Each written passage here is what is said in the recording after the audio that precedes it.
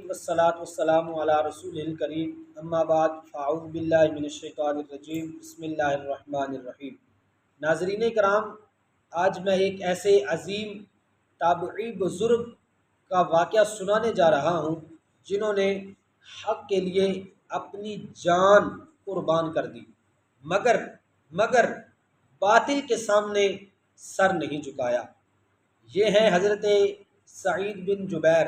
حضرت سعید بن جبیر اپنے زمانے کے جلیل القدر عالم، مفسر قرآن اور عبادت گزار تھے۔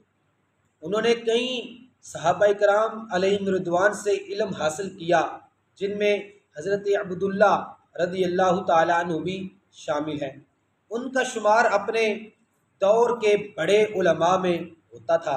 اس زمانے میں عراق پر حجاج بن یوسف کی حکومت تھی۔ وہ اپنی سختی اور ظلم کی وجہ سے مشہور تھا۔ جو شخص اس کی مخالفت کرتا وہ اسے سخت سزا دیتا۔ جب ابن اشعث کی بغاوت ہوئی تو اس کے بعد حجاج نے بہت سے لوگوں کو گرفتار کیا۔ حضرت سعید بن جبیر بھی اس گرفت میں آ گئے اور انہیں حجاج کے دربار میں پیش کیا گیا۔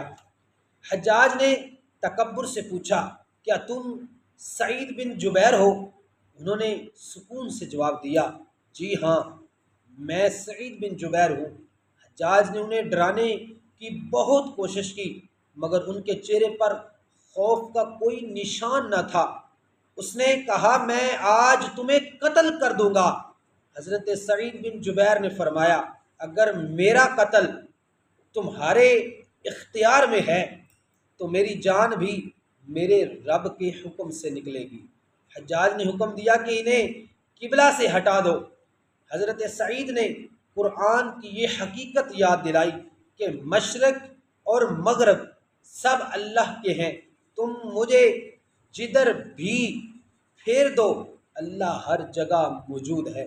یہ سن کر حجاج اور بھی زیادہ غصے میں آ گیا۔ جب قتل کا وقت قریب آیا تو حضرت سعید بن جبیر نے نہایت اطمینان سے اللہ تعالیٰ سے دعا کی، اے اللہ پاک، میری شہادت کے بعد اس ظالم کو کسی اور بندہ مومن پر مسلط نہ کرنا۔ پھر حجاج کے حکم پر انہیں شہید کر دیا گیا۔ تاریخ میں آتا ہے کہ اس واقعے کے بعد حجاج بے چین رہنے لگا۔ روایات کے مطابق حضرت سعید بن جبیر کو جب یہ ظالم شخص خواب میں دیکھتا تو اور بھی سخت پریشان رہتا۔ کچھ عرصے بعد وہ ایک ہیبت ناک بیماری میں مبتلا ہوا اور اسی حالت میں اس کی موت ہو گئی۔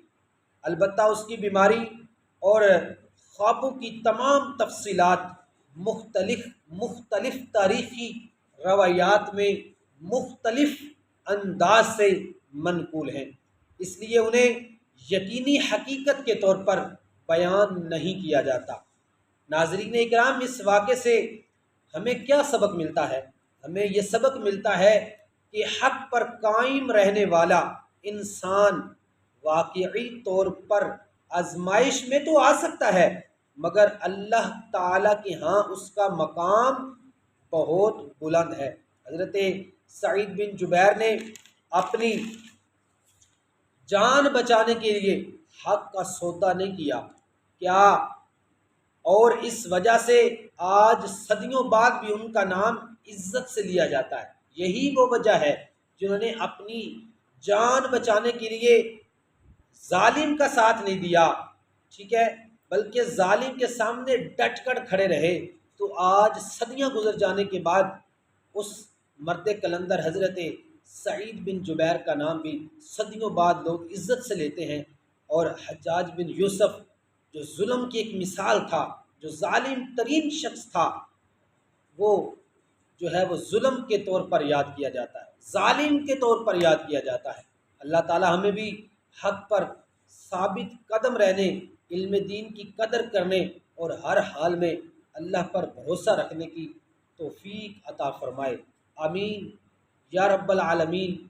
دعواہم ان الحمد للہ رب رب العالمین۔